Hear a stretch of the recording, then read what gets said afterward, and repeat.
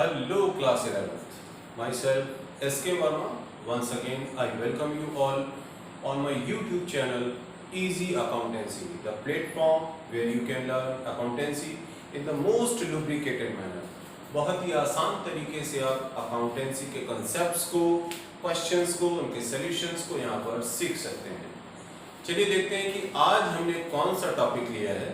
तो हम कुछ शुरुआती चीज़ों को समझेंगे और समझेंगे कि अगर हम अकाउंटिंग करते हैं तो क्यों करते हैं, क्या ज़रूरत पड़ती है, ठीक है। और अगर हम यहाँ पर बेसिकली देखें तो अकाउंटिंग हम लोगों ने पिछले कुछ वीडियोस में समझा है कि अकाउंटिंग क्या है, बिजनेस की लैंग्वेज है। अकाउंटिंग क्या है, is a language of business. जैसे हम लोग आपस में कम्युनिकेट करते हैं, हम लोग हिंदी में बोलते हैं, इंग्लिश में बोलते हैं, फ्रेंच में बोलते हैं, फारसी, अलग अलग भाषाओं में बोलते हैं, ठीक। तो हम लोग अपने जो व्यूज होते हैं, अपने अंदर की जो फीलिंग्स होती हैं, हम लोग इसको एक्सप्रेस करते हैं एक पर्टिकुलर लैंग्वेज में, ठीक है। और वो सबकी अपनी अपनी प्रायोरिटी हो सकती है।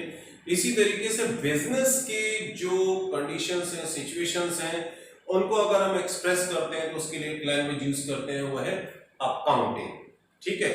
तो अकाउंटिंग एक लैंग्वेज है, ठीक। अच्छा, बिजनेस की जो कंडीशंस है उसको एक्सप्रेस करने के लिए हम अगर अकाउंटिंग यूज करते हैं तो चलिए देखते हैं कि बिजनेस में क्या क्या होता है, ठीक है।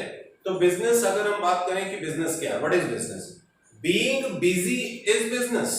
चलिए ठीक है, आप किसी चीज में लगे हुए हैं तो, लेकिन क्या किसी चीज में बिजी हो जाना बिजनेस है? नहीं। बिजनेस को अगर हम पॉइंट ऑफ व्यू से देखें तो बिजनेस एक इकोनॉमिक एक्टिविटी है, ठीक है। अगर आप सपोज दैट आप कुछ भी कर रहे हैं, आप खेल रहे हैं, कूद रहे थे, तो बिजी तो हो गए, ठीक। आप कुछ पढ़ रहे हैं, आप बिजी तो हैं, लेकिन क्या ये फाइनेंशियल नेचर का है? क्या ये मनी में मेजरेबल है? क्या आप इस एक्टिविटी को, जैसे अगर आप अपने आप में पढ़ रहे हैं, कुछ स्टडी कर रहे हैं, किसी से कुछ डिस्कशन कर रहे हैं, तो क्या आप इसको मनी में मेजर कर सकते हैं? नहीं, ठीक। ऐसा कोई भी एक्टिविटी जिसे आप मनी में मेजर कर सकते हैं, उसको ही आप इकोनॉमिक एक्टिविटी कहेंगे, ठीक है। या इसको आप फाइनेंशियल ट्रांजैक्शन में रखेंगे, ठीक है। तो अब देखते हैं कि हम एक बिजनेस ट्रांजैक्शन क्या होता है। अब हम समझेंगे कि बिजनेस ट्रांजैक्शन क्या होता है। तो बिजनेस ट्रांजैक्शन मतलब फाइनेंशियल ट्रांजैक्शंस और economic events between two parties. Business transactions are what? Financial transactions और economic events between two parties, यानी दो पार्टीज का होना जरूरी है, ठीक है, बिटवीन टू पार्टीज। तो अब दो पार्टीज के बीच में क्या हो सकता है? कोई भी एक ट्रांजैक्शन जरूर होगा इस केस में, ठीक। तो अगर हम यहां पर देखें तो ये क्या इन्वॉल्व करता है? इन्वॉल्व्स ट्रांसफर और exchange of goods and services. दो लोगों के बीच में अगर कोई फाइनेंशियल ट्रांजैक्शन हो रहा है तो ये क्या करेगा? गुड्स एंड सर्विसेज को एक्सचेंज करेगा, ठीक। यानी कि सपोज ए ने बी को कुछ गुड्स दिया तो बी ने ए को बदले में कुछ पेमेंट दिया होगा, ठीक है। इसी तरीके से कोई सर्विस अगर ए ने बी को दिया तो बी ए को उसके बदले में कुछ पेमेंट करेगा, ठीक। तो दो पार्टीज का होना बहुत जरूरी है इसमें, ठीक है। और फिर दूसरी चीज, जो भी ट्रांजैक्शन किया जा रहा है गुड्स एंड सर्विसेज का, अगर एक्सचेंज हो रहा है, it's a sort of agreement between them.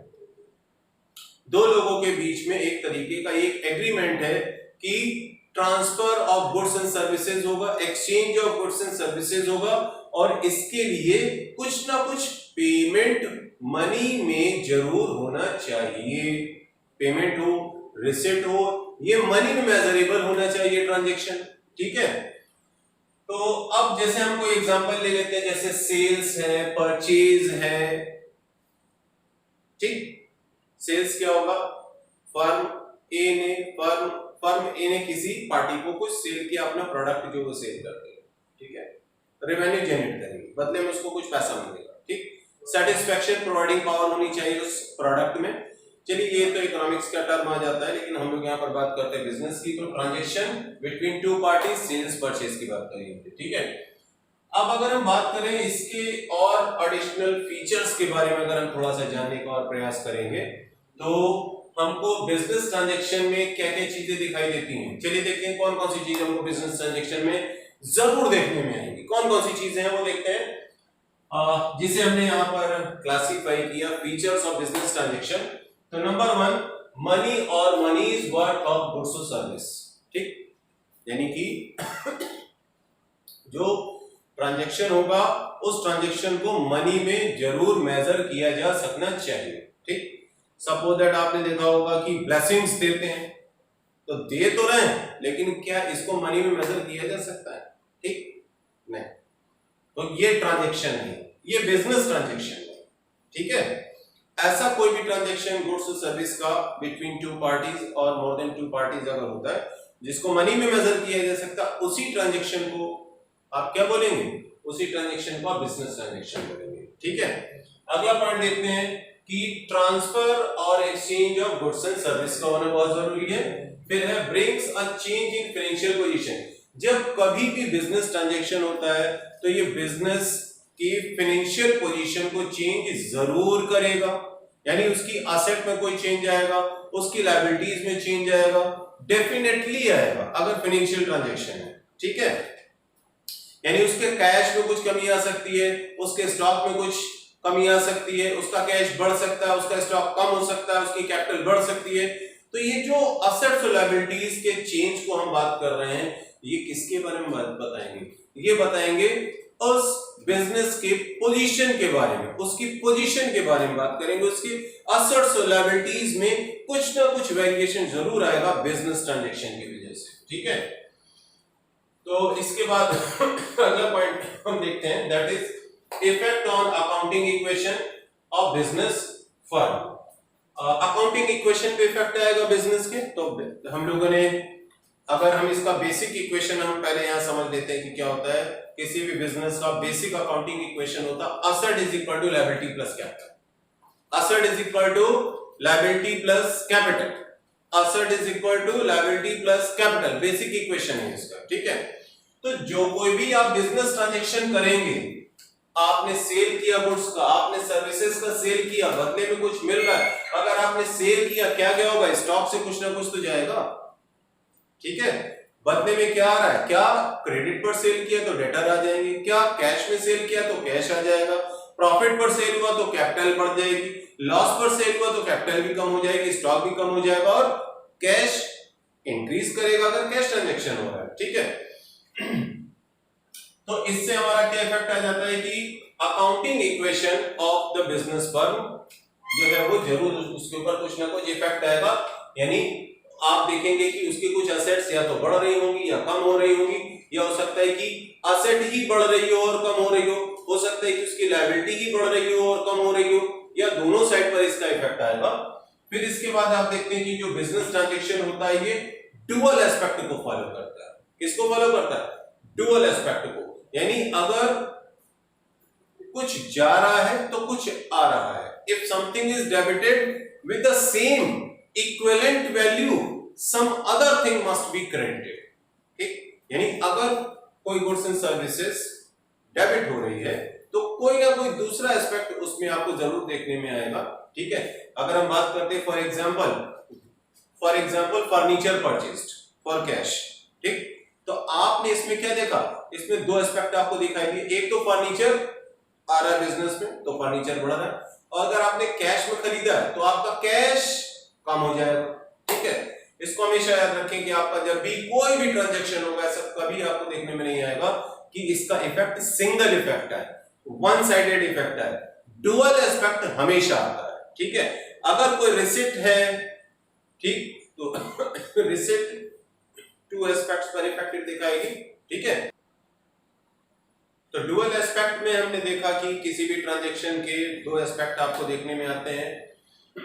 अगर कोई हेड डेबिट हो रहा होगा तो डेफिनेटली सेम अमाउंट से कोई ना कोई दूसरा हेड क्रेडिट जरूर हो रहा होगा। ठीक है, फिर हम अगला देखते हैं कि after each transaction total assets be equal to total liability.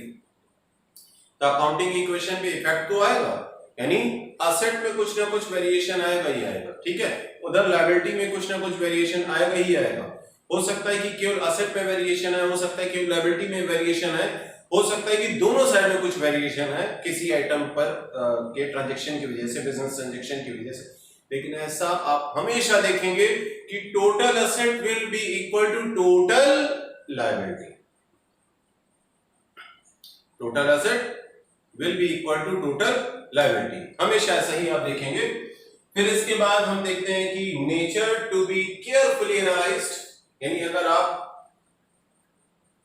किसी ट्रांजैक्शन को रिकॉर्ड कर रहे हैं तो उस ट्रांजैक्शन को आइडेंटिफाई करना जरूरी है कि क्या वो फाइनेंशियल नेचर का है या नहीं है, ठीक है, ताकि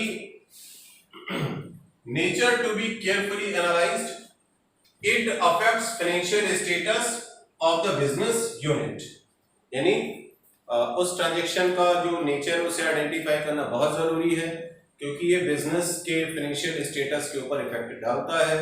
फाइनेंशियल जो स्टेटस है, उसका पोजीशन है, उसका परफॉर्मेंस है, उसमें कुछ डेफिनेटली अगर कोई बिजनेस ट्रांजैक्शन होगा तो उसके ऊपर इफेक्ट जरूर डालेगा, ठीक है।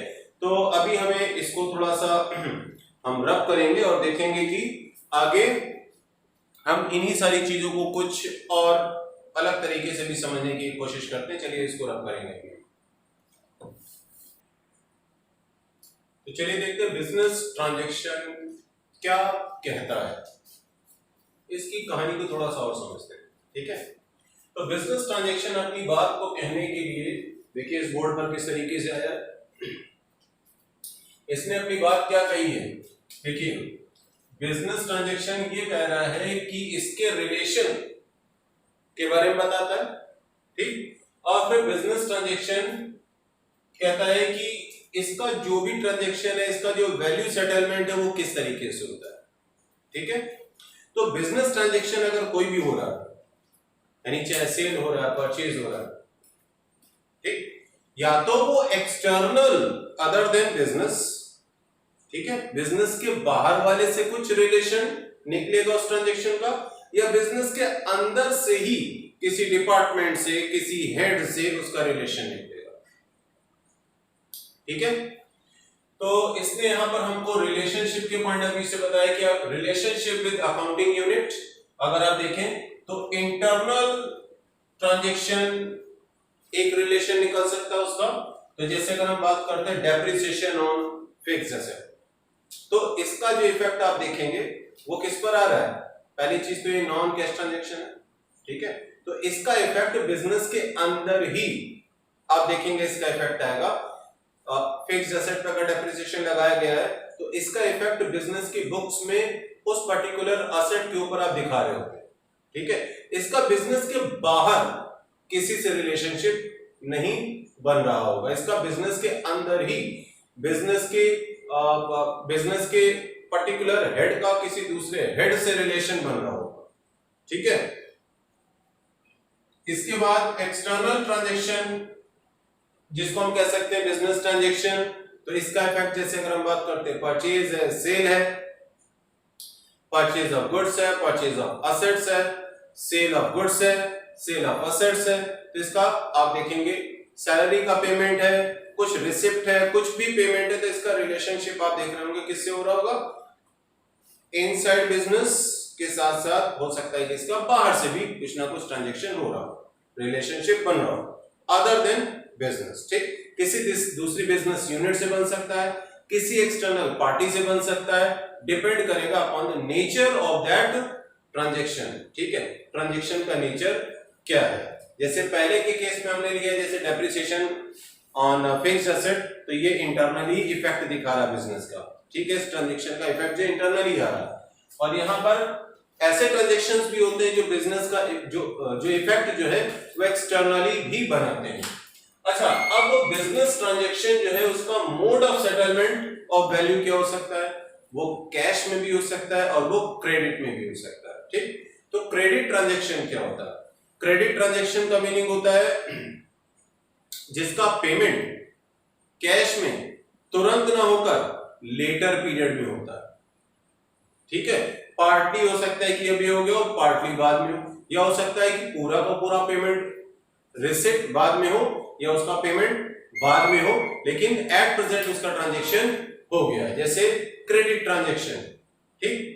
अगर आप इसको और थोड़ा सा आसान शब्दों में समझें तो उधार जो ट्रांजैक्शन होता है कि आपने बिजनेस ने सेल तो कर दिया लेकिन अभी उसका पैसा नहीं मिला, ठीक है। बिजनेस ने परचेज तो कर लिया लेकिन अभी उसका पैसा दिया नहीं है, तो ये क्रेडिट ट्रांजैक्शन हो जाएगा, ठीक है। तो क्रेडिट ट्रांजैक्शन बिजनेस के लिए लायबिलिटीज क्रिएट करेगा अगर इसने उधार खरीदा है, ठीक है, और यही अगर उधार बेचा है गुड्स या सर्विस को तो ये असेट यानी डेटर क्रिएट करेगा, ठीक है। चलिए इसके बारे में और भी हम लोग अभी आगे सीखेंगे। तो यहां पर मोड के पॉइंट ऑफ व्यू से देखें तो मोड ऑफ सेटलमेंट हमारा कैश में हो सकता है और मोड ऑफ सेटलमेंट हमारा क्रेडिट में भी हो सकता है। So this is all about this video. Thanks for watching the video.